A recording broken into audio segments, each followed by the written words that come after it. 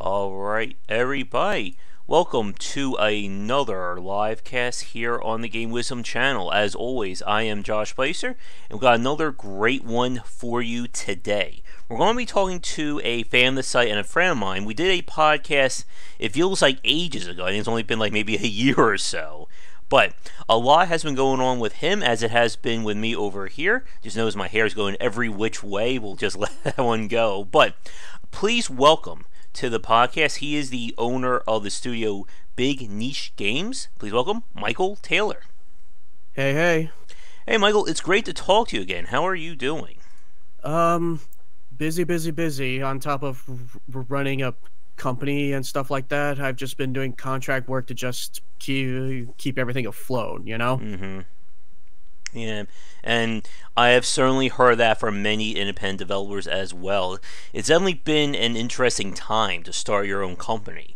And as we were just speaking before we went live, how long have you been doing Big Niche Games for, like, I guess, officially, like, as its own studio? Officially being publicly known since January. Mm-hmm.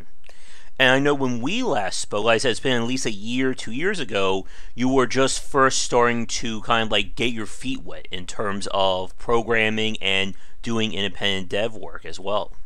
Yeah, when we did that, I think it was like, I don't know, July or August of 2016, way back Oof. when. and I was just about to get out of school and get my first gig.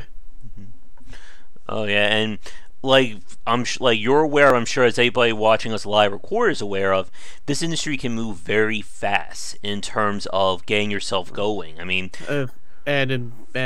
and at least in my case, most of the time for too fast for its own good. yeah. And like I was just saying, like for myself, we have, in the span of the 2 years since we last spoke, the YouTube channel's been going. I've been doing live presentations.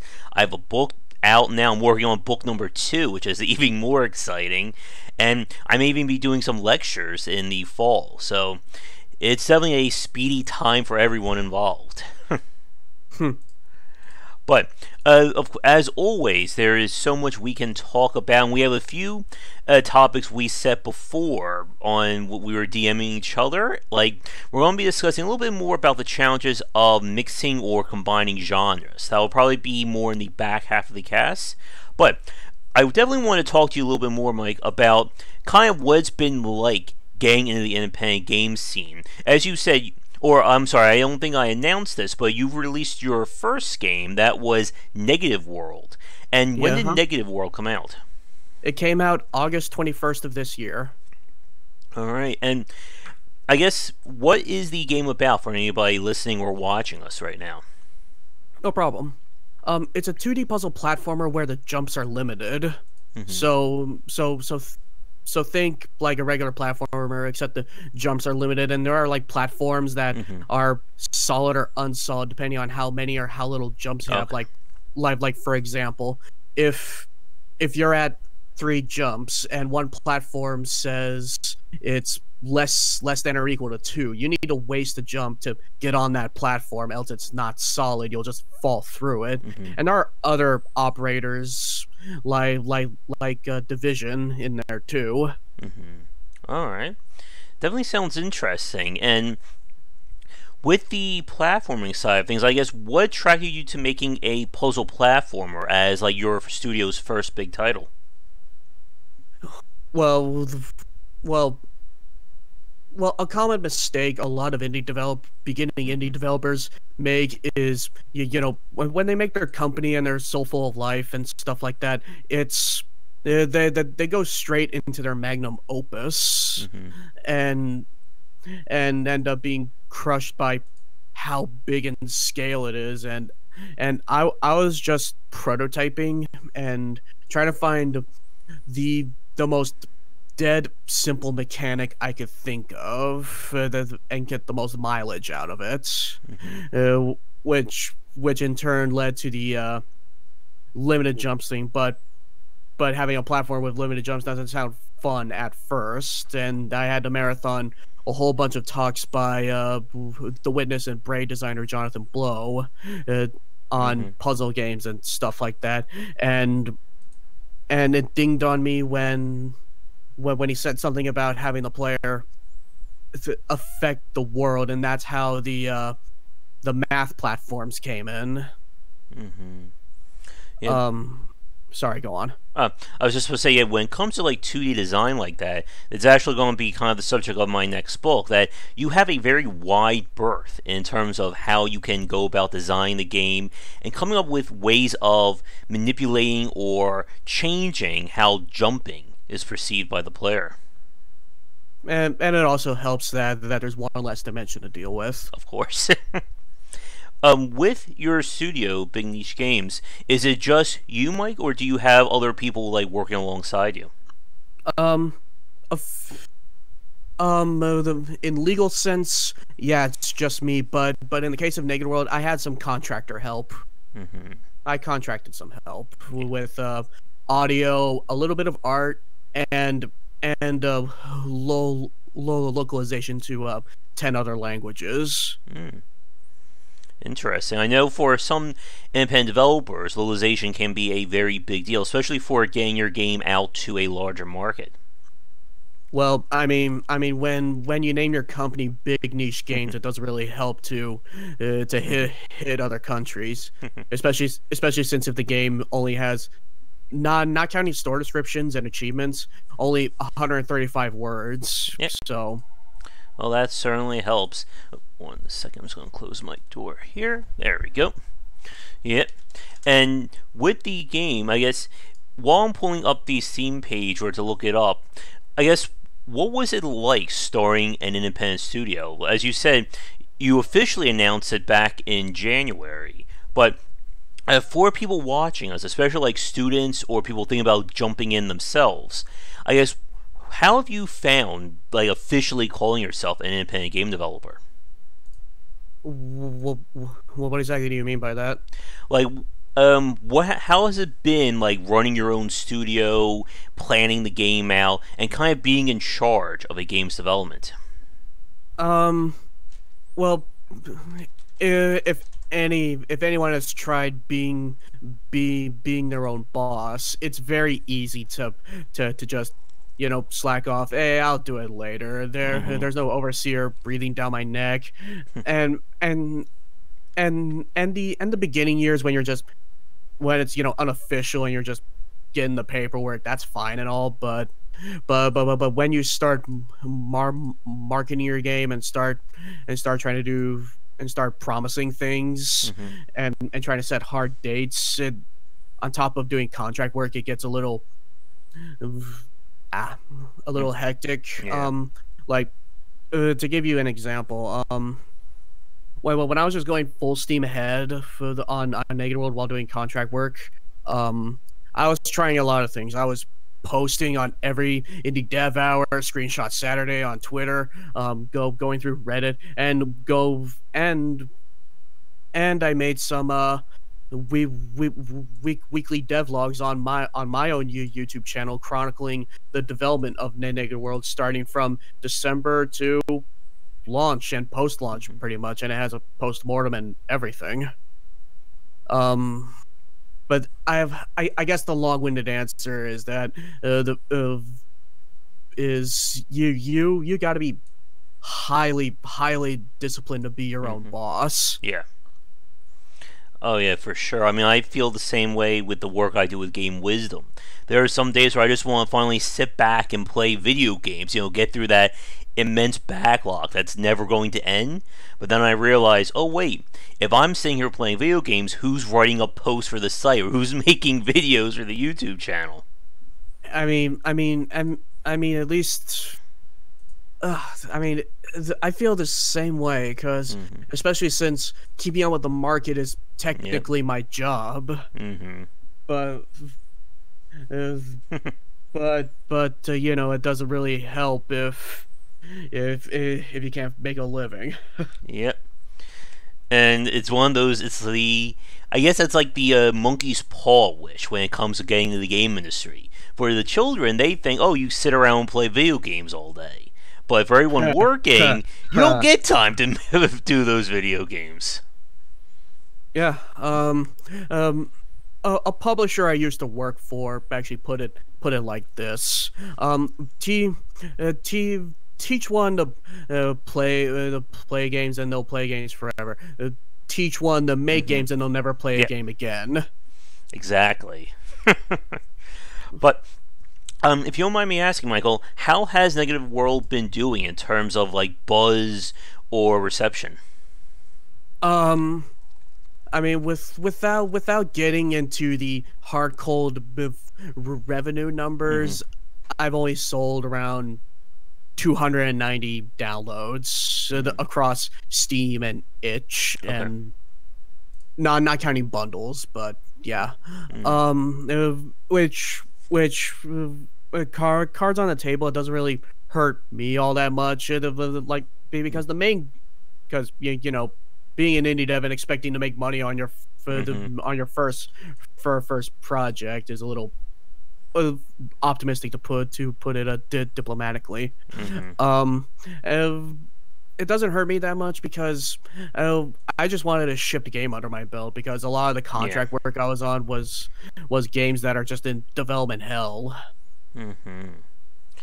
And with Negative World, how long did you actually spend developing it? Uh, 13 months. Okay. Yeah, that that sounds about right for like your very first video game. If you don't mind me asking, what engine did you use to program it in? Unity. Okay. Yeah. I mean, Unity is a popular example for many developers. I know many students as well. Just wish the public reception to people who don't know game Hmm. development wasn't I don't know a little poison due to Yeah. Steam Direct and green lights and everyone taking advantage of that with Steam's lacks and Yeah. Sony's by extensions lacks regulation. Yeah. I Uh, mean, where, which is why every developer who is actually trying has to have to shill out for the pro version to get rid of the logo. yeah, and yeah, I see the same thing for where I'm at. There are people who, the second they see that "Made by Unity" logo pop up, they immediately turns them off on the game. But as people, at least hopefully my fans and people who know more about game design know that a lot of the best quality games are made in Unity, or some of the most popular independent titles. They just, again, as you said, Michael, they sprung for the Pro Edition that allows you to hide that Unity logo until like the very end credits, which most people just skip anyway. Yeah, like and the games as examples are stuff like Hearthstone and Cuphead. Mm-hmm. Yep.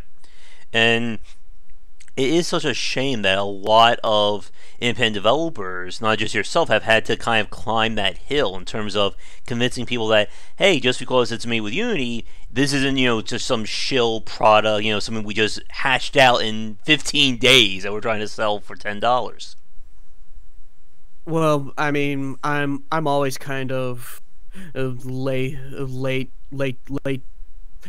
I'm always kind of late to jump in on something because late being where there's a lot of competition and stuff like that. Like I didn't get into the independent scene until fairly recently when the Mm-hmm. gold rush ended like 6 or 7 years ago, Yeah. and I didn't start making YouTube videos until 3 weeks before the whole Suicide Forest fiasco. Oh. So I'm always late to the curve, so I'm just kind of used to it. Hmm. I know the same feeling. Again, I didn't start doing YouTube seriously until about 2016, and by then, a lot of the major people have already kind of firmly established themselves when it comes to YouTube gaming. The YouTube gaming is so freaking crowded. Hmm. Like when I was nearing the release and I was looking at possible streamers and stuff like that, and I try to look beyond the numbers. Like look at their subscriber count and their average view count, and and that gap between view count and subscribers for Let's Play channels, it's just staggering. Like you'll see a Let's Play channel that has like 300 to 400K subscribers, and a lot of the recent videos barely make 2,000. Hmm. Yeah, I know it's a very weird thing. I mean, that's a discussion that may be a discussion too big for just the two of us, but yeah, I see the same thing for me. Like I have just over, I think we're approaching 3,700 subscribers at the time of this taping or this live stream, and I have people, or I have some videos that have like 50 to 100 views, some gotten a lot more than that, but I think it's very, and this is again a topic I think it's too big, but I think the Let's Play market has just become way too crowded. Like the people who just on YouTube and their whole mantra, their whole MO is just I play video games and that's it. It just seems like I think a lot of people are getting tired of that. Yeah, and again, to put up some more numbers, like some of them, one of the most popular ones, Game Grumps, like I think their subscriber count's still in the 7 million range, and you look at their numbers, and if their videos usually get around 200K views, which by YouTube standards it's nothing to sneeze at. But if you look at the gap between the subscribe count and the view count, it's almost like 90% have checked out. Yeah. I think that's kind of like one of like the small advantages of doing like niche content on Game Wisdom with the game design and industry videos in these live casts is that I know that these videos aren't going to be breaking PewDiePie or Markiplier numbers anytime soon, but it's unique content that kind of stands the test of time. Like, you're not going to be finding too many YouTubers. I just did a video earlier today talking about randomization limitations in game design. And hey, Mike and Mojo, thanks for coming on. Oh, and Malwinius. Everyone just decided to come on at the same time there. But yeah, that's always been that challenge when it comes to being on YouTube, and even by extension, being an independent game developer. Because again, I can't even think how many people are trying to make a game in the independent space these days, and you are competing with everybody for that precious view on Steam or itch.io or even on YouTube.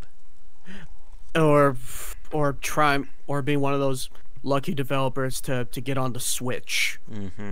It's just since that's where the indie money's being made now. Yeah, but I'm even hearing some that saying that Switch bubble is getting close to bursting if it hasn't already, because of course all the independent developers moved over to Switch. Well, yeah, I mean, bubbles and gold rushes never last. Yeah. You just like, I mean, but then again, if I wanted a steady paycheck, I'm in the wrong industry. I think that's the mantra by a lot of independent game developers right there. And since we have people in the chat, I'm going to post a link to Negative World on Steam if they want to check it out. Oh, yeah, sure. There we go. I know, like, YouTube is very weird with its chat. Like, I think only, like, myself or, like, any admins are allowed to post links in a chat. But for the people watching us live right now, that is a link to Michael's first game that came out earlier this year, if you want to check it out. But, getting back to the topic, when it comes to the independent side, you mentioned a few minutes ago, Michael, that you posted like on Reddit, game forums, stuff like that. In terms of marketing Negative World or just marketing big niche games, how did you find it as a first-time developer, like being the marketer for your game? It's like any new skill you pick up. It takes time, and you just don't start, and you don't feel confident until you reach the 20-hour mark or something, something like that. But it's weird learning the marketing language without being too scummy about it. Yeah, like on the YouTube side, like, I really don't like doing the like, share, and subscribe shtick, even though with YouTube's oppressive algorithm and the videos not showing up in subscriber feeds, even with the bell icon, it's almost necessary to shill out. But ugh. That's why I save that till the very end, like in my 15-second like after video credits screen, so that probably most people have either checked out or they've already exited the video after I said goodbye at the end. But yeah, I hate doing that stuff too. And as my little as I think my daily YouTube rant, this will be my personal one. I always hate like when all of a sudden the person starts talking, you see like 15 different adverts for subscribe, like, follow, like all like around the screen before they even start getting to their main topic. Oh yeah, that drives me up the freaking wall.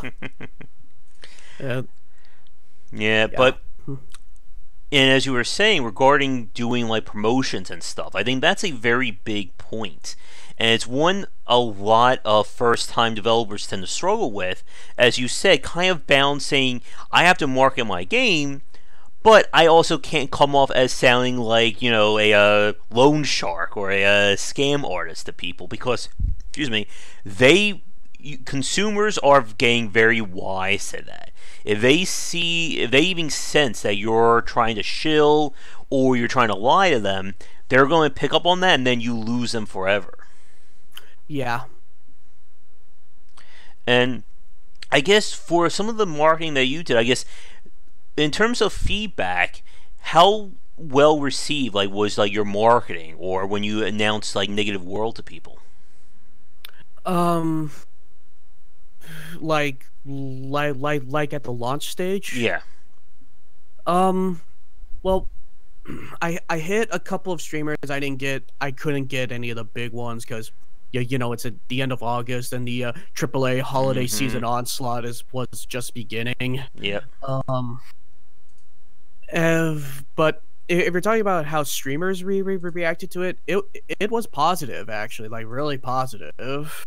But in terms of marketing, it honestly depends how you look at it. I don't know the numbers of a beginning indie studio that didn't do any marketing, but I have to assume selling 290-ish so downloads since launch, I think, is pretty decent for a beginning studio. But don't quote me on that because I don't know. I guess the answer is I don't know. Yeah, and it's very tricky again because there's so many more factors that go into quote unquote having a success than just selling your game. Because one of the more popular things that drives developers nuts is when like someone complains on their forum saying you sold 500,000 copies, why aren't you, you know, a millionaire at this point or stuff like that? Because obviously there's a lot. Yep. Well, here's some hard truth. Only 5% of indie games ever make a profit, and not the other 95% are either breaking even or not even, or most of the time not even that. Yeah. And again, the amount of time it takes to develop a game is certainly a major factor. You mentioned a few minutes ago regarding Cuphead. Cuphead was in development for like, oh god, it's got to be at least 5-6 years around there. Well, I mean, it doesn't even compare to Owlboy. That was that was in development for 11 years. And when you get up there, that cost just escalates very fast.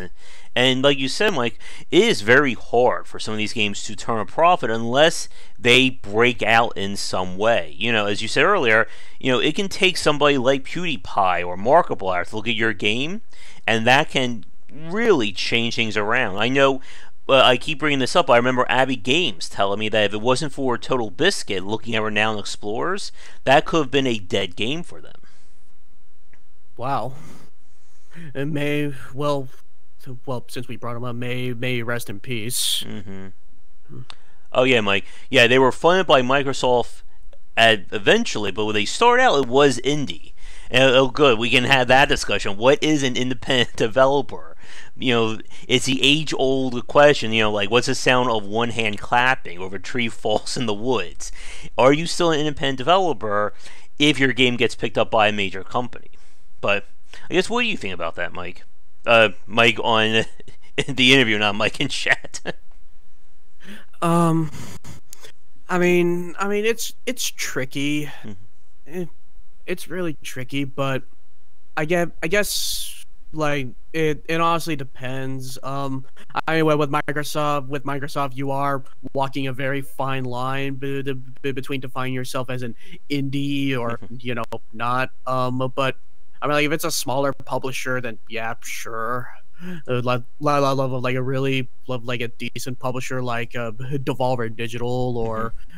or fuck, Uh, the escape me, but yeah, hmm. but publishers like Devolver, um, but I mean like, but the first thing that comes to my mind is if you're still like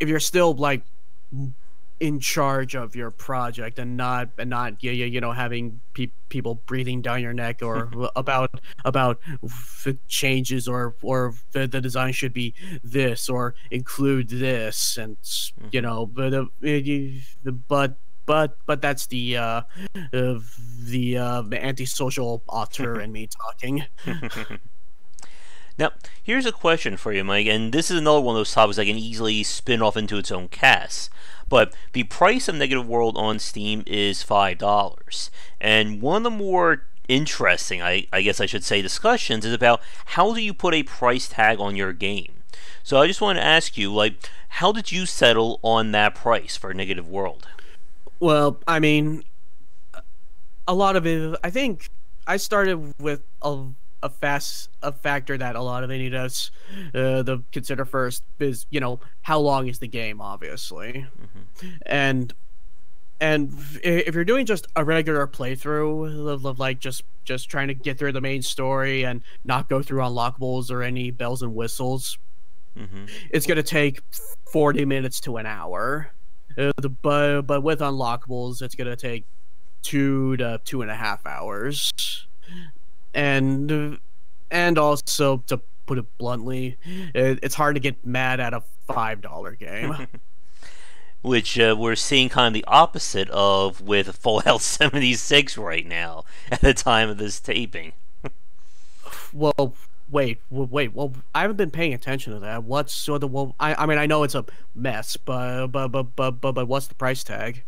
I am pretty sure that's full price, but with a quick live check, it is. Yep, they're pricing it at $60 for the console and PC version in a few places.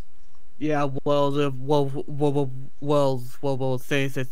thing is, unlike Bethesda, I'm not a household name, Hmm. where people expect a certain quality. Hmm. But yeah, as you said, when it comes to figuring out the price for your game, usually length is a big place. And here's a question for you as well as for the people watching us live or recorded. What do you think about titles that, I guess, the quote unquote art games that usually price themselves at like a higher premium, like $15 to $20, for like the unique visual or unique story, but are still relatively light on gameplay? Some of these titles can And even be finished in 2 to 3 hours. so stuff like Proteus or the Stanley Parable Uh, or the Beginner's Guide. yeah, or like What Remains of Edith Finch. What was Well, it? There's another one that came out that its name is escaping me. What Remains of Ethan Carter? That one. well, unfortunately, I have not played Edith Finch or Ethan Carter, but I've played the rest. Hmm. Again, that's a very fine line. Hmm. Like, like as excellent as they are for what they do, there's still a pretty big contingent of people that will spend $20 on it, and I can see their points, but I guess the answer is that if if if you're gonna make that kind of game and sell it in that price range, you have to be really freaking excellent with your goal and message, I guess. Yeah. And probably another great example right now is the game Return of the Obra Dinn that came out from the developer of Papers, Please. That is priced at $20 as well. Oh, I've never heard of it. Yeah, it just came out, I think, just about a month and 10 days ago. Hmm. Yeah. But again, that's always that challenge of knowing just how much you can get out of your game. Because obviously, everybody wants to get the most amount of money out of their independent title. That goes without saying. But as we were saying earlier, with so many people competing in the same space, it's very hard, I think, to figure out, does this match 3 puzzle game, is this worth more than my, puzzle platformer where you bounce on balloons, or, so on and so forth? Um, and there's also another challenge just coming up on the horizon, but Mm-hmm. at least I think so, where like if where I don't know if you ever heard of something called the 30-year cycle. No. Okay, it's this way of framing that we're constantly reliving the 30 years. I love Oh. like for for example from late last decade to early this decade, there was a huge nostalgia for 80s stuff. Your blood dragons, your the cov it's that absurdly stupid movie, like Kung Fury. That's what it Okay. was. Um, and I'm thinking, and with the expectation of indie quality going up every year, Mm-hmm. like you can't really. I don't think you could release a braid or Fez in this day and age and expect a profit anymore. Mm-hmm. In a few respects, and I kind of think like like I mean, coming next decade, thinks like the PlayStation or PS2 generations are going to be coming around to Mm-hmm. making their own games. I mean, we're already seeing that nostalgic push with the NES Classic, the PlayStation's Classic, I think is due out soon, and If so on. Except people are really not looking forward to the PlayStation Classic. Mm-hmm. Oh yeah, and don't get me started on that. We'll be here for an extra hour, I think. I mean, well, don't get me started on maintaining the important games. So Mm-hmm. then and the industry doesn't freaking care, and then making a future that looks like the pirates are going to be the archivers of this industry. Mm-hmm. And yeah, it's definitely a topic that we can certainly talk about, but I think everybody knows what my thoughts are on that already. Yeah. Mm-hmm. But getting back to big niche games and with Negative World, I guess, what are you currently working on? Are you still supporting Negative World, or have you started on a second project? Well, I'm little both. I'm prototyping the second project, but it's no way showable or even testable yet. Like I'm still like working out mechanics and even win lose conditions. That's how early in development it is. Mm-hmm. Like I know what they are. I just need to program them in. Mm-hmm. Um, and localization for Negative World didn't come in till r- right before the fall sale. Um, and I'm trying to do my hand at community building with making my own company Discord and trying to Mm-hmm. learn how to get people into the Discord server and trying to keep the community lively and and all those things that an indie dev doesn't want to do. Oh yes, as everybody knows, all independent developers love just doing marketing all day long. They don't want to design video games. Right. Mm-hmm. Yeah, I know. The Discord channel, the easiest way I got people was just simply making it free for everybody, just keep mentioning it at the end of every stream. And that's how we got a few people, I think a few of the ones watching us live right now in there. I do plan on shilling the Discord. Mm. Uh, uh, I do plan on shilling out the Discord server at the end of all my videos now because I basically made it like I don't know 4 days ago, so it's like brand new. Mm-hmm. And in answer to your question, other Mike, I am a programmer. Mm-hmm. I'm also the designer, a little bit of a pixel artist. I'm learning music at the moment, but it's by far my weakest discipline. So I'm mostly one man studio. Yeah. And for those of you who did come in late, Mike did get some contract or freelancers to work on like wrapping up some of the parts of Negative World as well. And for specifics, I had some help with the background art, help with almost all the sound effects and all the music, and of course I needed help with translation and localization because there's no way I can learn 10 languages fast and make it convincing and authentic. Now, here's a bit of a game design question for you, Mike. In terms of like Negative World, as you say, you're doing prototyping right now for what will be like your next game for big niche games. I guess in your mind, what I guess attracts you to a game idea? Like with the different ideas you're prototyping, your different thoughts, what is kind of helping you decide this is kind of like the game I want to make next? Or like kind of what inspired you to make Negative World in the first place? Um, uh, let's start with Negative World. Negative World, I had a basis like at least the aesthetic idea because a lot of my game ideas, I mean, kind of start with quote unquote the wrong way that a lot of developers and veterans say to start. Like most of the time my ideas start with a story concept or an art style, uh, and I had the idea to do just plain negative space, pure black and white, no grayscale at first, but I had to prototype the gameplay months later. Like I just daydreamed it for months until I just got fed up with working on contract games that are in development hell. Mm-hmm. And I wanted my shipped game. But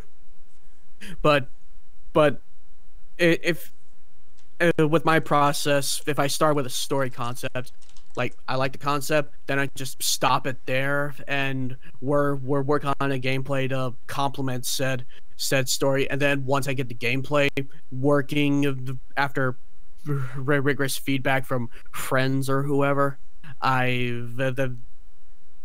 that's when I start actually drafting the story with a like when I know the gameplay is satisfying and fun via feedback. That's when I start the story, just so that there isn't conflicting to conflicts down the line. Because if we start with a full draft magnum opus at the beginning of development and haven't thought of the gameplay at all yet, it's a world of hurt. Yeah.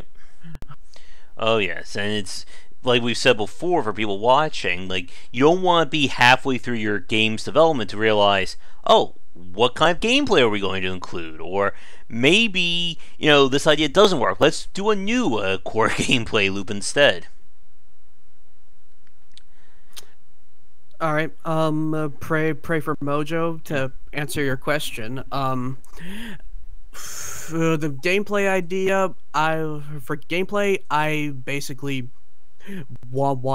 like I said, I wanted a shipped game under my belt, and so I had to think of the most dead simple mechanic or subversion of a mechanic that I could get the most mileage out of. Which in this case, it was a platformer with limited jumps, along with platforms and other obstacles to complement it. Aesthetic wise, it was a lot of negative space art and the better volumes of Frank Miller's Sin City. Story wise, that's kind of a personal subject, but I'm pretty sure you get the idea. And I guess here's a question for you, and this may be a little too big for our cast to get too in depth in there, but in terms of designing like the actual puzzle challenges in Negative World, what was kind of like your approach to figuring out, how hard or how easy do I make a puzzle? But first, pray for Mojo. Yes, math is involved. As we're right on the puzzle subject. Uh, like I said, I came up with the puzzles after marathoning a bunch of talks by Jonathan Blow on the. I mean, like if you get past all the pretensions he might have, it's if he has some decent advice, and the aha moment was again having the player affect the world with their actions, and that's how I came up with the platforms where if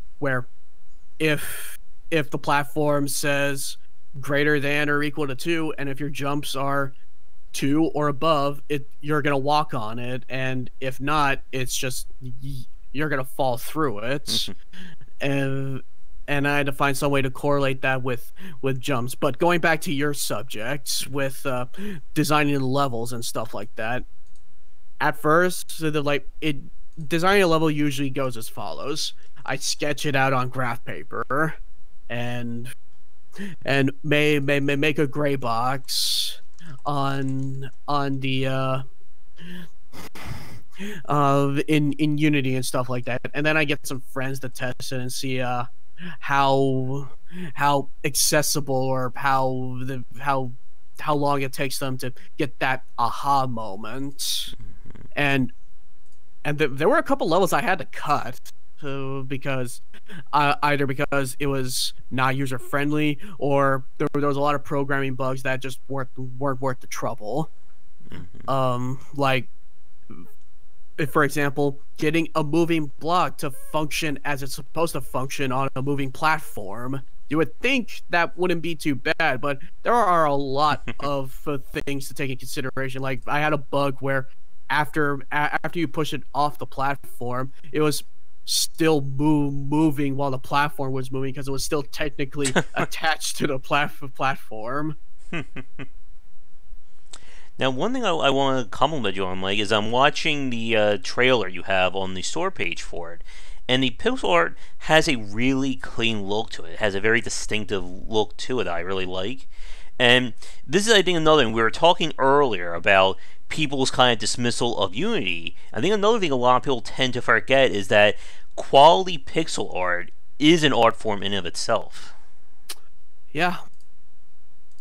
I mean, I knew I wasn't going to be as crisp as Owlboy or anything like that, so that's why I went negative space. And I wanted to go further because you know, a lot of the pixel art indie devs aim for the NES, Super Nintendo era kind of art styles, and I want to go further. I want to go straight up Atari. Hence why the guy fits more as an Atari game character than an NES character.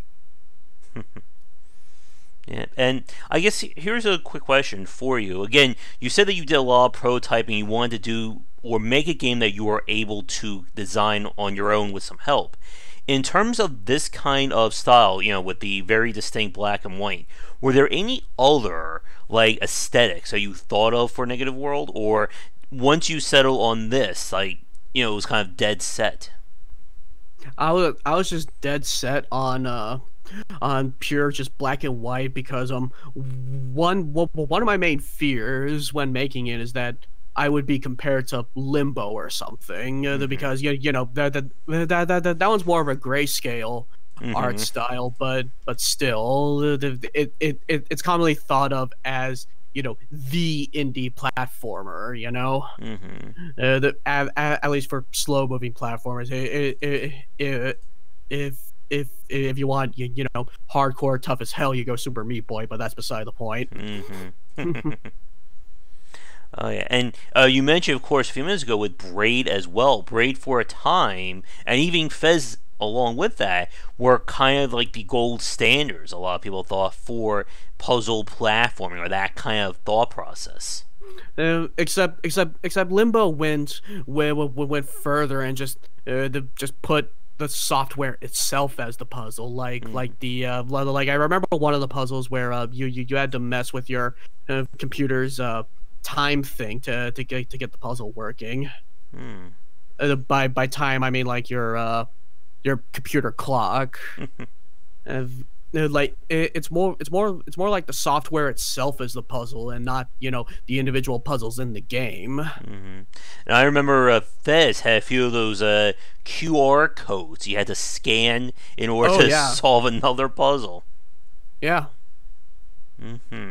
And those puzzles I just don't like. Like for myself, I like puzzles that are built completely in universe for the game. It was one of the Um, reasons why I really like the Swapper, and even some of the stuff we saw in the Talos Principle. Or the Talos Principle also did include some of those outside puzzles. right, right. But I mean, Fez sold well, so I guess there's a more market for those kind of puzzles. Hmm. But let me do a quick time check. We are about like 45 minutes thereabout in terms of our cast. So I think I have a few like general design questions for you, Michael, and then we'll move on to kind of our back half. And for everybody watching us live right now, if you have any more questions about being an independent developer or about Negative World for Michael, be sure to leave them in the comments. But getting back to kind of talking more about the indie dev life for a second. I noticed you have like your own games. You have your own website for Big Niche Games, and I Hmm. guess like from like you starting out again, you officially announced the company back in January. For people watching this who may be trying to get into the independent game scene themselves, what was kind of like on your game plan for kind of announcing or branding yourself as an independent developer? You know, like website, the PR on that front, those kinds of things. Well, when I started the company, I knew I was not going ah to aim for the trends or make games that are in the popular zeitgeist because because of a lot of the games that influenced me and that I generally enjoy playing are very niche by today's standards. And to give you some context, uh, it's it's games like Metal Gear, Final Fantasy, Mega Man X, free and some I guess character action games like Devil May Cry and Bayonetta, like very Japanese development games Hmm. that have influenced me the most. And yes, other Mike, 2D platformer games are overcrowded now. But if I wasn't worried about money, I wanted a shipped game under my belt. Um, but uh, but going back to like starting the company and all that, which is why I named the company a Big Niche Hmm. Games because I knew I was gonna make niche games for a cult audience, assumedly. I mean, like I haven't hit a cult audience yet, but I'd be happy with that. Um, and and like I said, I'm still learning marketing as I go. Like, Hmm. yeah, I'm going through the Twitter mostly a little bit. Facebook marketing's mostly useless. Um, Reddit's like rolling the dice. Oh yes, I know Um, that. I love like some of my posts did get near the top of the indie game subreddit, but again, that would happen once in a blue moon, you know. Hmm. Yeah, and like I said, like people who know me know that I've basically swore off of Reddit because I just can never really get anything going over there unless you spend Well, your whole time there. oh yeah, especially doesn't help with their 10% rule. Hmm. Oh yeah, I've been banned a few times for that. uh, It's I mean, I get why, I get the purpose, but ugh, nothing's easy. hmm. Anything worth doing isn't easy. Amen to that. Let's see. Malwinius asks if networking for visibility and hype is actually more important than the game itself to an extent for an indie dev. If you look at the Undertale hype, for example. Uh, Uh, it's a good question. It's a tricky one, I think. um, do you mind if I jump in on this one? Sure. Okay, well, you brought up Undertale as an example. Uh, games like Undertale are I hate this term sometimes, but it really was like lightning in a bottle. Like sure it was kickstarted, but it was a Kickstarter game, but I don't think Toby Fox was expecting the overwhelming amount of love and press he got from that game. And and here's the thing: Toby Fox was already relatively known within his community by making Earthbound ROM hacks for years and years before making Undertale. Of- but going back to the question, I I think making a good game is the thing you should focus on first and foremost. But that doesn't mean you should throw marketing out the window. And I would agree with that. I think the point about Toby Fox is a really good one, because I've said this before, that many people, you don't really see the work that goes into the success. Like, I said the same thing about Darkest Dungeon. There are people who know Darkest Dungeon from big name YouTubers who streamed it. They may even found it from when I played it. But the fans of Darkest Dungeon know that this game's been going on for years. They could have started following it, when they did their first marketing campaign, a year before the Kickstarter. And as you said, with someone like Toby Fox, who's already well known in that community, I think a lot of people, again, only view Undertale's success as Undertale. And as you said, with the idea of a lightning in the bottle, I think the same thing could be said of Five Nights at Freddy's. And you'll see publishers... Oh yeah, Scott Cawthorn. He made lots of games. Yeah. He's been making games since the 90s. And that's another thing. Like a lot of the successful indie games, like that comes most of the time. It comes from like around 10 years of experience making games. Like Team Meat, Super Meat Boy. Yep. They were making games for 7 years before the actual release of Super Meat Boy. With Jonathan Blow worked in the industry since 2003. Phil Fish worked for Ubisoft. And the guys who made Papers, Please made Call of Duty and stuff. Or maybe it was Naughty Dog, but either way, the point stands. Yeah. I mean, even Cliff Harris and Jake Burgett, who I've spoken to a few times, again, they are well known within their spaces, but, they didn't just show up one day making their games. Jake Burgett's been doing this for, I think, over 14 years now. And he still even hasn't had that, breakout Super Meat Boy or Five Nights at Freddy's hit. And I think taking this back to the topic, that the people who are successful like this, it goes a lot more than just what you see at the surface layer. And I think this is, again, one of the things that a lot of first-time developers tend to misunderstand, is that just because you see Northern Lion, for instance, who plays Slay the Spire, or when Total Biscuit play Renowned Explorers, just because that was like their or their audience's first exposure to these games, that doesn't mean that those developers weren't doing marketing beforehand. They were probably saying to a lot of people, they were building up their respective communities. And you need to do that if you want to have any chance. Because I've told this story before about how I've seen some developers who, they show up one day with a game and they're like, I worked on this game for 3 years and nobody's buying it. And then you look at the marketing they did, or their community outreach, and it's nothing. Like their video that they may have put up may have like 5 views on it. They may never have said one thing on a game dev forum, on a YouTube, or anything like that. Yeah. Let's see. Yep.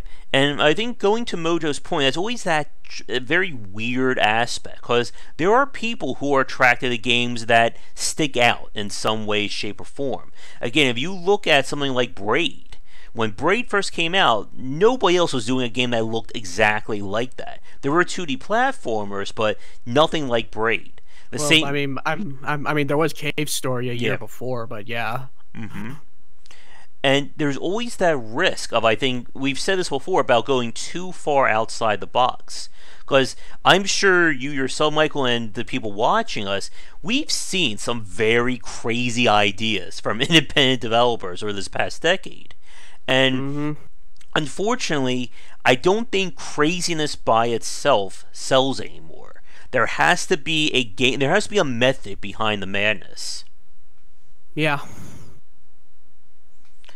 All right, but oh, let me see what he's saying. Oh, we'll wait for that. But as I wait for Mojo's comment about what he's going to say, for our second topic, we'll probably spend maybe another 15 to 20 minutes on.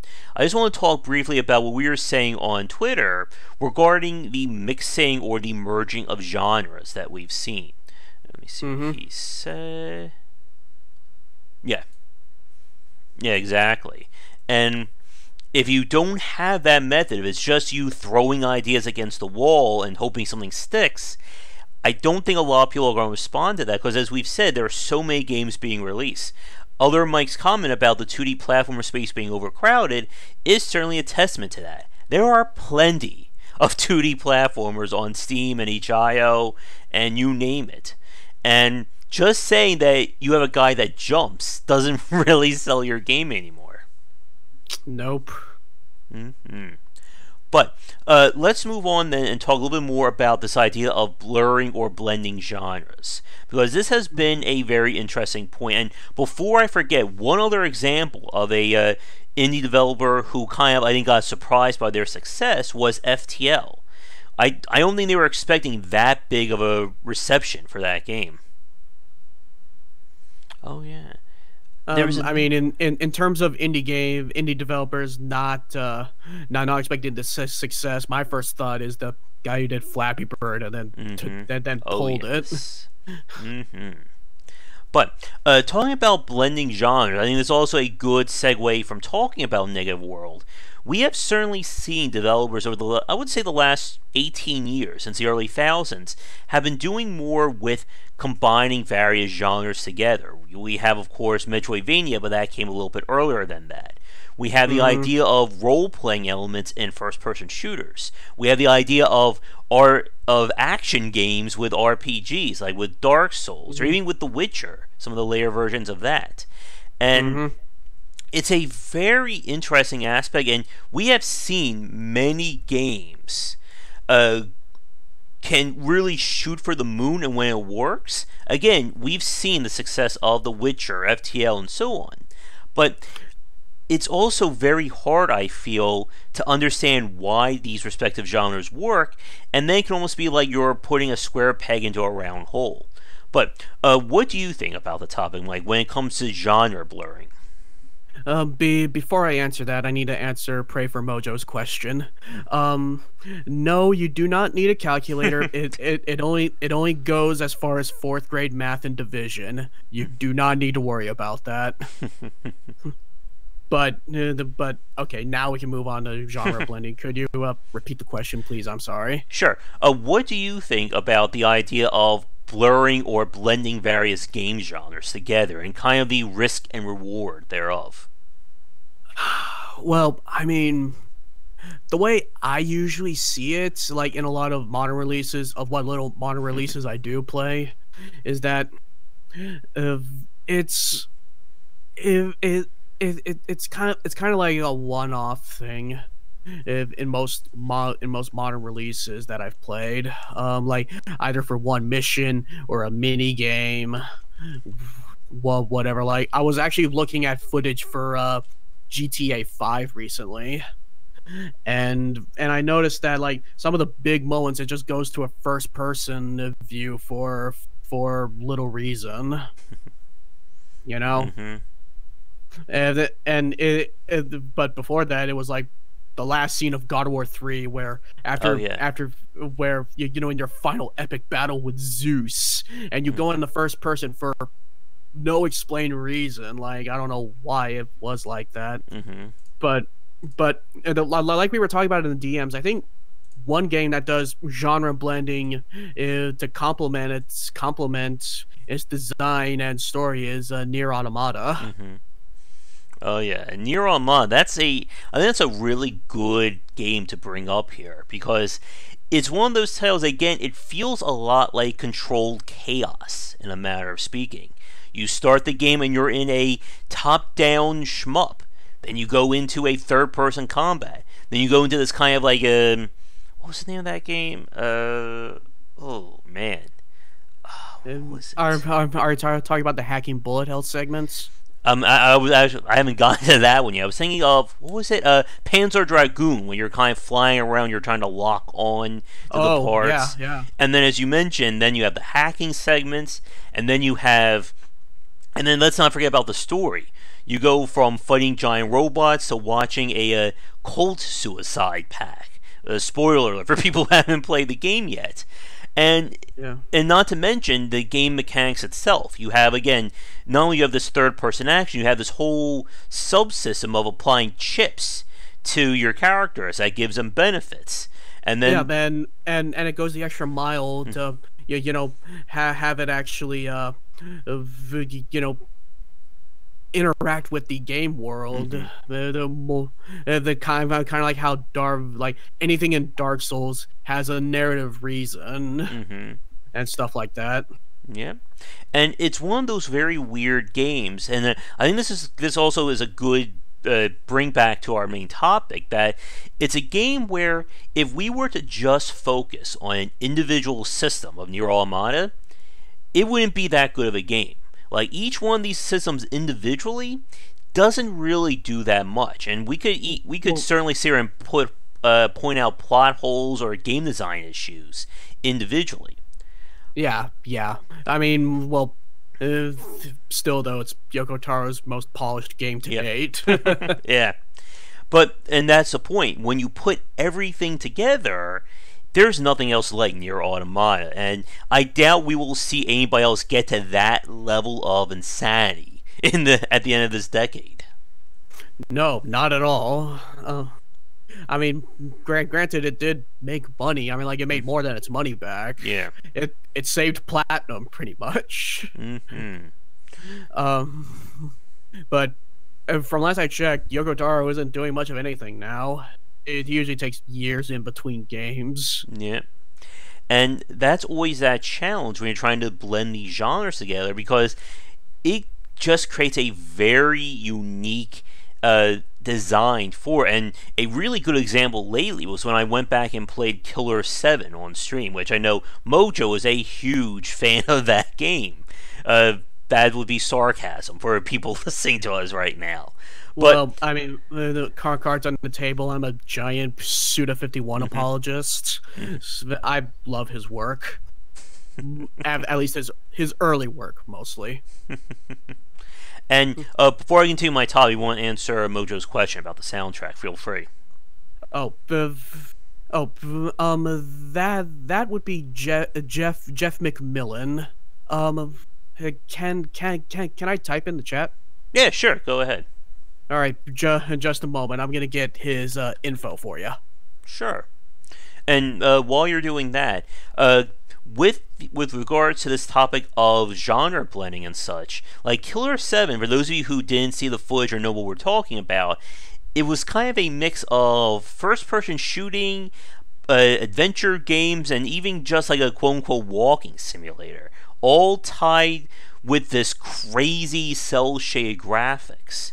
And there really hasn't been a game like Killer 7 since, even though arguably we could say that Suda51 was trying to do something similar with something like No More Heroes. But that's always been that risk of when you're trying to combine genres like this, is that it can be very hard to sometimes know what aspects do you take from these games. There we go. Again, it's very weird sometimes with YouTube, but there's the link to his thing. Or to McMillan there. Yeah, the wonderful sound designer and composer who helped me with Negative World. But I guess for you, Michael, with regards to, again, like when you're actually blending game designs or gameplay loops together, what do you think about that risk of let me think of a good example. Like for myself, and this may be sacrilegious to some people, but I could just not get into like The Witcher 2, or even stuff like Skyrim or Oblivion, because my mind is telling me that it's an action game, but so much of my options are locked due to the RPG side. Well, you'll be happy to know I can't get into Bethesda games much either. Um, but that's the big risk when you're genre, of like making genre blending Mm-hmm. to potentially conflicting demographics. Like like I was saying, the DMs, like I could not get into the first Ni no Kuni because of Mm-hmm. its wonky system Oh yes. of trying to combine real time and turn based stuff. It was kind of a more janky version of Final Fantasy's active time battle system. Mm-hmm. And speaking of that, that's another pet peeve of mine. I do not like pausable real time games. I like for me, I prefer either it's completely real time or it's turn based. But I always find just very awkward when you're trying to do both. Mm-hmm. And going back to Nier Automata, it helps that a lot of the, with the exception of the third person combat stuff, Mm-hmm. a lot of the supplemental genres don't overstay their welcome. Mm-hmm.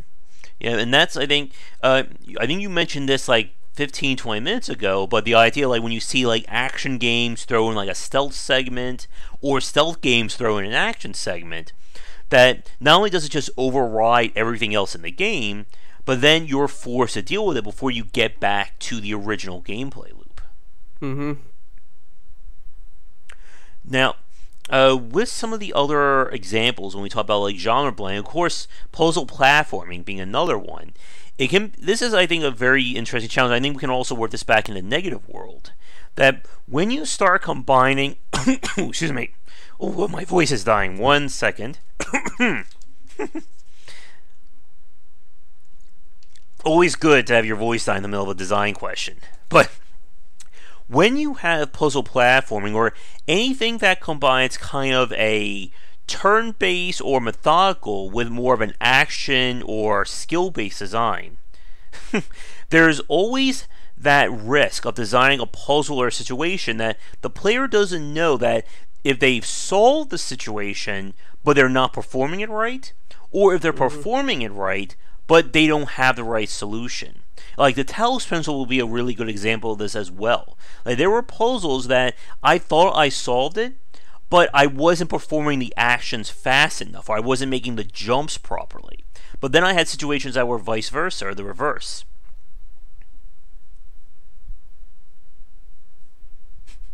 I think. Sorry, go on. Oh no, I was waiting for you. I think your voice cut out a bit. Oh, thank you, Mojo. That's good. What I was saying is, what do you think about when you run into those situations where kind of the genres are like rubbing against each other, or they're not quite meshing in terms of the player knowing that they have the solution but they can't perform it, or they can't perform it but they know the solution? Um, I mean, like it's kind of a rite of passage in a way where the solution, your solution and the feedback loop makes sense to you, but you put it on, would give it to literally anyone else, and it's like a 90s point and click adventure game to them, Mm-hmm. and you have to find a way to, make sure they know for the, like, in the case of negative world, I I tried so many things. Like there are a lot of scrap things, like particle systems that ended up being scrapped to show feedback. But one of the joys of working with black and white is that the ones you switch colors, even though they're not technically colors, but that's beside the point. Um, it they'll notice, Mm-hmm. especially since they're contrasting. I think I got a little off topic there. But yeah, like back to the topic, it's always very tricky, I think, for some of these games when you're trying to do all these various elements together, and then what happens if the player doesn't understand, or let's say they're not good at something, like with puzzle platforming, or even going back to like a game like Braid. There are a few sections in that game that get very technical in terms of what they want out of the player. And if you're going into Bray expecting more of the puzzle side, it may be very frustrating, or even for when we see games that combine RPG and action elements. Like, if you're someone who is an old school dungeon crawling RPG player, you may not want to have to properly time attack buttons and, dodge attacks in real time. And now you're giving me FF7, not 7, 8 flashbacks with the gunblade. Mm-hmm. Or even stuff like Super Mario RPG with its active time presses, too. Yeah. I think your voice is cutting out a bit. Ooh. Is it a lag thing, or... I mean, like, it just goes dead silent. That is weird. I don't know if that's a Discord thing or a connection thing. Do you see the question Mojo asked? Yeah, but well, let me answer Mike's question first, because that was brought up first. No, I have never looked into Game Boy programming. I wouldn't be opposed to checking out just to see, but I probably won't be making any games in it. And for Mojo's question, I'm currently 25. Once again, I'm the old man on the podcast. Oh, how old are you? I am 33. I'm 20. Yeah, but I don't know. Like after I got fed up with my food service job way back when, I was in a rough place. I quit school, tried to do the whole indie dev thing just as a designer. I was frustrated, and I went back to school, and then I just looked up every Unity tutorial I could all day, all night, whenever I could, and read tons of design books. And then, like, I just crammed hard, man. Oh, good. Thank you, Mojo, for that. Oh, good. Well, at least I'm not the oldest guy on, so I'm happy there. All right, so we got confirmation. I'm the youngin. There you go. But with genre blurring, we mentioned, or I kind of mentioned this a few minutes ago, but we can't have a conversation about blending of genres without mentioning more about Metroidvania design. So I guess, what do you think about that kind of design or core gameplay loop? Of Metroidvania specifically? Yeah. I don't know. To me, Metroidvanias have always been kind of a nebulous term for me because yeah, but like Metroid had the level design and upgradable weapons, and the Symphony of the Night had added RPG and equip elements. And took all the level design and upgradable items from Metroid, I mean, granted, it's a cool term, but going back to the gameplay loop, I mean, it's simple, it's satisfying. I don't really have much to comment on that, honestly. Okay. Except I guess like I think it goes back to I think it was LeBlanc's taxonomy where it was listed like seven allures of games, where like one was narrative, one was expression, exploration, and mastery, and stuff like that. The others are blanking on me at the moment, but I guess it's just how they use those allures of games. Let me try to look it up really fast.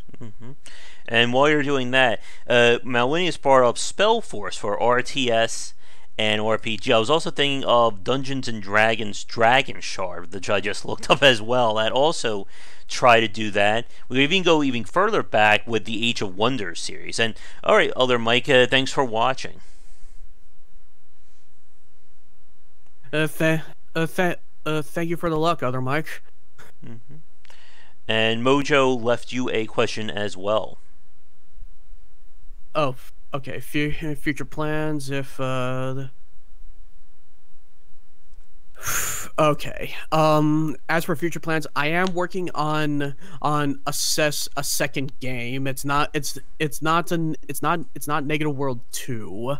Um, if Negative World was a success, I don't know. I don't know if I would make a sequel to Negative World because I kind of made it a rule to myself, and if it's kind of a rule that I I kind of got from Final Fantasy creator and designer Hironobu Sakaguchi, where he doesn't like sequels, and if he does make a sequel, it would have a different cast of characters. Um, that Mojo, you are not the first or the last person that's gonna make that joke. Of course. But but push comes to shove, if Negative World somehow got discovered by a big influencer and it became a giant hit just like a years afterwards, after like, and it has like a reevaluation or something, then yeah, maybe it'd be a challenge to think of a new story, because the story of Negative World came from a very personal place, but Mm-hmm. yeah, but you know, the challenge goes on. Mm-hmm. Yep, and it's another thing that I hear from a lot of independent developers, that you put everything into a single title, so it's very hard to then think, oh, how do I make a sequel to this, or just keep growing this as a franchise? And we really don't see too many like established developers just make like the same game over and over again. I mean I mean that's kind of one of the main reasons I went with indie development, because I don't want to make the same thing for years and years. Mm-hmm. Because like, sometimes I just want a new challenge, or try new things, or to try story concepts, or try to blend these two genres together and try to make it work. Mm-hmm. You know, Yeah. obviously with these ideas, I'm not in it for the money. They're just going to be a Mm-hmm. starving artist, but you know. I know that feeling there. But as a quick time check, we are approaching about an hour and 20 in. So I think we'll begin to wrap things up if that works for you, Michael. Because, I mean, we could Yeah, sit here and talk for like another hour or so if you want. yeah, no problem. Alright, so for people watching us live right now, this will be kind of our official last call for questions, if you have any. But, let me see, Melvin's just said something. Yeah, that can definitely be a pain. Although they may just take it and turn into Overwatch 2, you never know. Uh, But one thing I was thinking about in terms of genre blending that is kind of in my mind right now is the growth of Souls-likes. Again, games that try to emulate the Dark Souls formula of, again, action RPG design. For instance, I'm mm-hmm. playing slash raging at Darksiders 3 at the time of this stream. And Mm-hmm. it's very hard, I think, again, going back to our main point, that when you start combining genres or designs, you have to be really careful, I think, with understanding not only what makes them work, but what keeps people interested in them. Because, for instance, with Darksiders 3, while it may have a lot of the quote-unquote Souls-like essence to it, it does not hit any of the marks of what made that franchise work, in my opinion. Not at all. Hmm. And this is why, and this is kind of like my warning for any independent developers right now who may be thinking about making their own Souls-like. You have to understand that design all the way through. Because if you try to sell me a Souls-like and it doesn't work, it'll be like trying to sell someone like a Rolex watch, and it's, it's like a $10 thing you buy like at Target or something. I think your voice cut out again. Oop. What I was saying is that it's kind of like if you're trying to buy like a Rolex, or you're trying to sell me a Rolex, and it's just like a $10 cheap watch, like at Target or something. Mm-hmm. But yeah, like, what do you think about Darksiders 3? So I can um, kind of relax and let someone else rage at for a few minutes. Well, full disclosure, I know the Darksiders named by the Darksiders games by reputation and gameplay footage. I've never personally played them myself, even though I've met Joe Mad when I was 18, but that's beside the point. Um, he, I mean, per art style wise, I'm not too attached to extreme 90s comics art style, but you know that it still has its nostalgia and market. um and you know, it may have been bold, the first and second one may have been bold faced about their, and the third one too, bold faced about their influences. Like I know Darksiders 1, I remember it getting some flack for being too much like Zelda or Portal and stuff like that. But I mean, it had its audience, and it looked competently made, and it looked like a good mindless rental game that I would get back in the day when rental stores still existed. Um, but looking at Darksiders 3, it like without even playing it, it looks phoned in. It it looks like one of those, to borrow a phrase from Zero Punctuation way back when, Sunday afternoon boring kind of games, where where you know, it's mindless enough to play, but it doesn't excel or even decently do anything from what I've seen. And there are technical issues, lots and lots of technical issues, and Well, welcome to the modern age of AAA games. And Mojo, since you didn't watch this, let me give you a little bit of an example. There's a run from the checkpoint to a boss fight that has 4 forced loading sections that you cannot skip, that every time you die at the boss, you have to do them again. So every time I die at the boss, everyone got to enjoy the same 4 loading sections for like, it's a good like minute and a half of loading. Then I die 5 seconds in the boss. Then we have to watch it all over again. It's like Bloodborne loading times. Oh yes, but this is in the game as well. So you have to wait for the game to load, and then as you're running, the game stops and loads. Then we move. Then it stops and loads again. But for the people watching, I started counting how many times we were stopping and loading in between the boss fights. Oh my god, that is very fun when you see that. And as Mojo was saying, and the price is a $60 game as well. And that would take us back to the price discussion, then we'll be here till about like 7 o'clock. And at some point, I do need to go eat dinner. I do need to refresh myself there. But to begin to wrap things up, because again, we could sit here and chat for who knows how long. With this idea of blending these genres, aiming with stuff like the Souls-likes, it's very hard, I think, to understand what makes these work. And I'm going to throw this back to Negative World and you for a second, Michael. When you were designing the core gameplay loop of Negative World, what were your thoughts in terms of, I guess, how, I don't know if there's a proper term, how, I guess, quote-unquote, platformy you wanted it to be, versus how much you wanted, like, puzzle or the critical thinking side to kind of take over? Well, okay, let me go into a bit of detail here.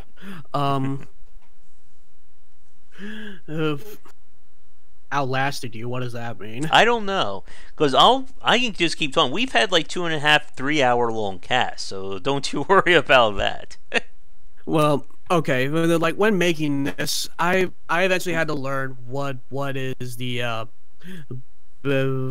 best, you know, making sure the platforming and the puzzle don't overstay their welcome or overpower the other, you know, or overtake, I guess. But so because the jumps and platforms were very math focused, the player needed some, you know, time to think, because when testing it, I was surprised how long people took to solve a simple division. but then again, I'm a programmer, so I'm not in a position. But I designed the majority of the levels to not rush the player, not make some impending doom kind of mechanic. I made it sure that they were allowed to take their time and think, and then and and it also and also to limit the frustration. The levels are super short, which incentivizes experimentation and a little bit of exploration here and there. I actually found the taxonomy I was talking about, which might be uh, actually not might be. It's actually relevant to this discussion. But the point is, I did a lot of a lot of measuring time, that the player was doing this or that.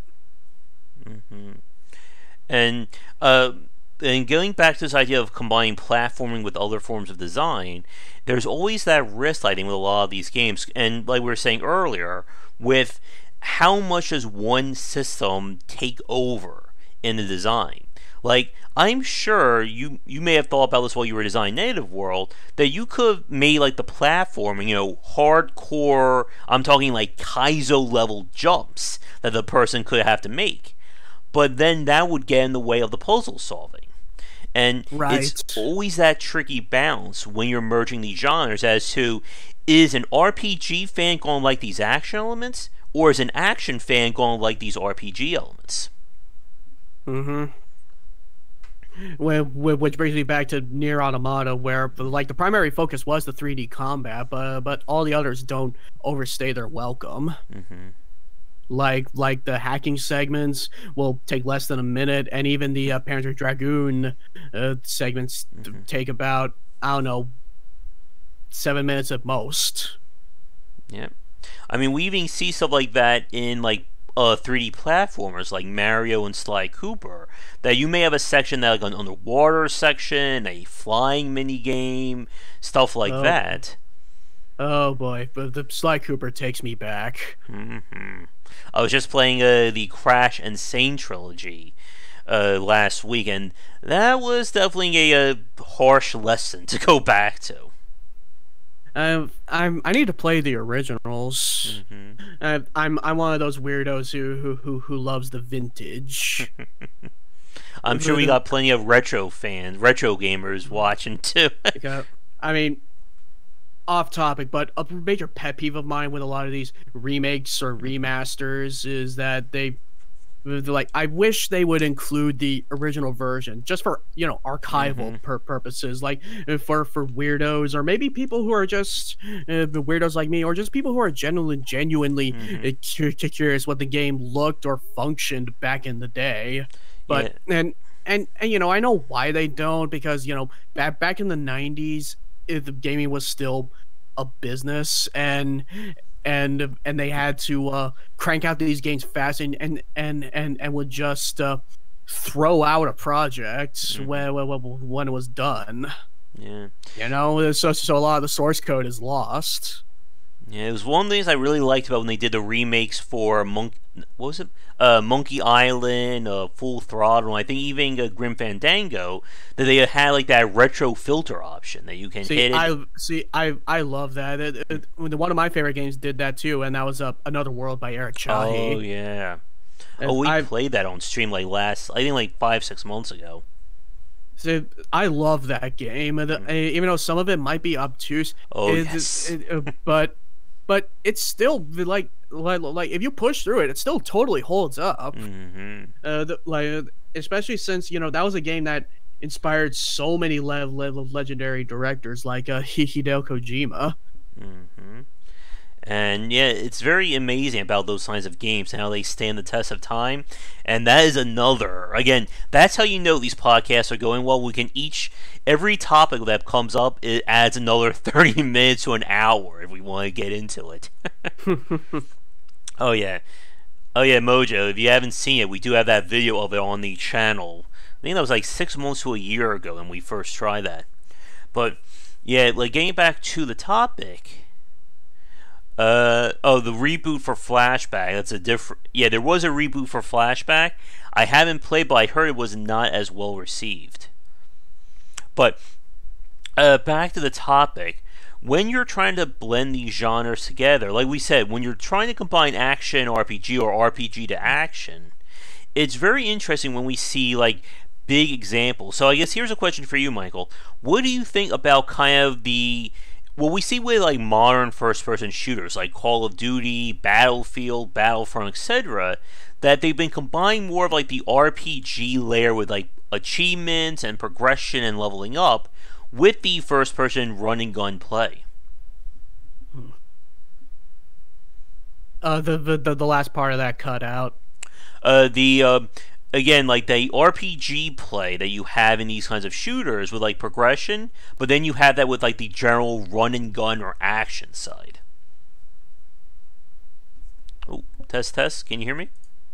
Like after the run and gun action, you just kind of cut out. Yeah, I noticed that. Yeah, but I think that was kind of my point. So like the run and gun action with the RPG layer and progression. I mean, unfortunately, like I said, I don't play a lot of modern releases, so I can't really talk on those specific games with any kind of authority. Mm-hmm. I mean,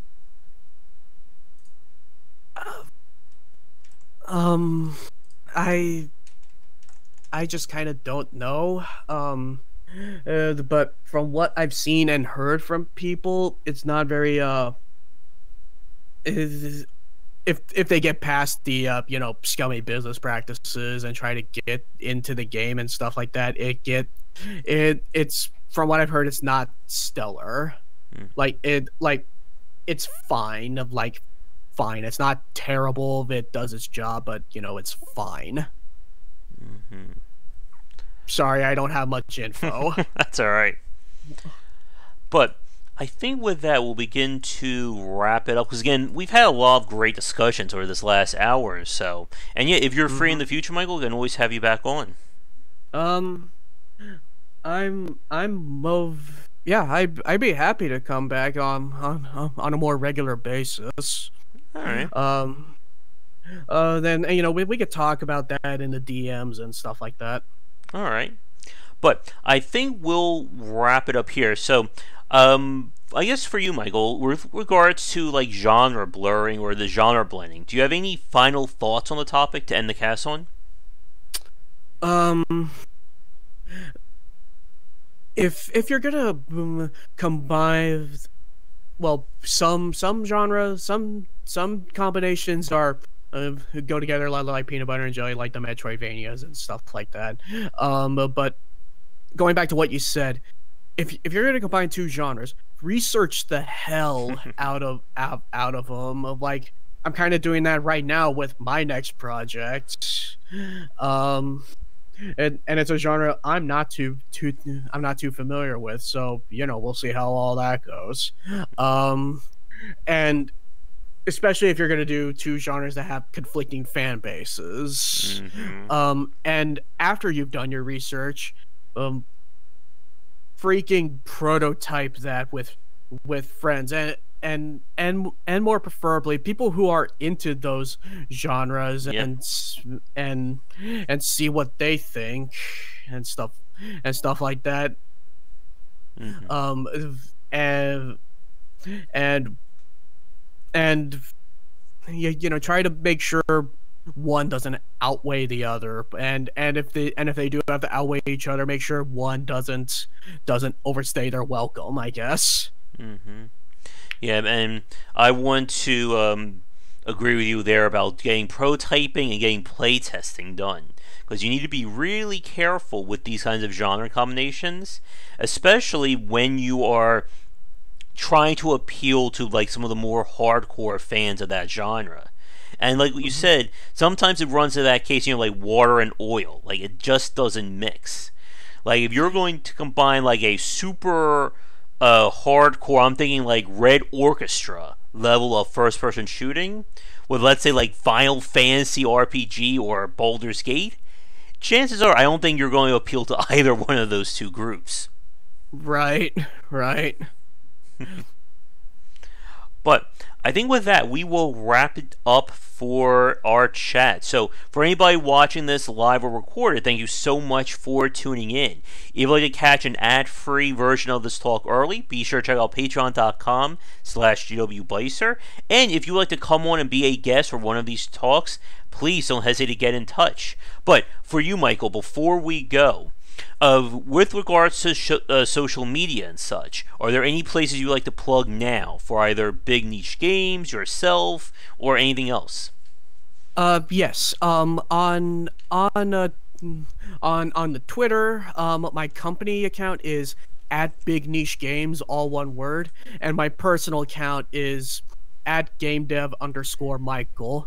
And if you're curious about what Negative World looked like way back in December, I made an entire playlist of game dev logs that I did weekly during the development of that game, explaining my process for whatever change or mechanic or what shows I was showing off at.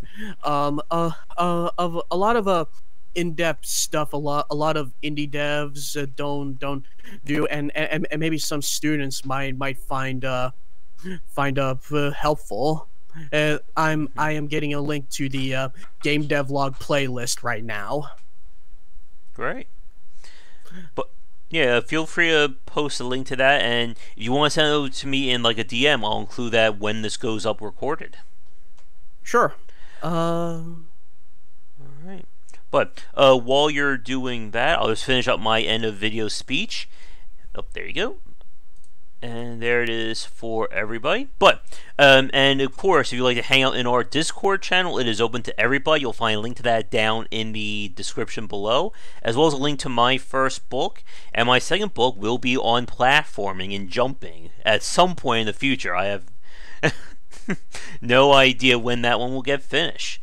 But thanks again for tuning in, everybody. And once again, thank you so much for coming on, Michael. Best of luck with whatever your next project will be. Yeah. Alright, so be sure to come back for daily discussions on game design here and on game wisdom, where we examine the art and science of games. Until our next stream, have a great night.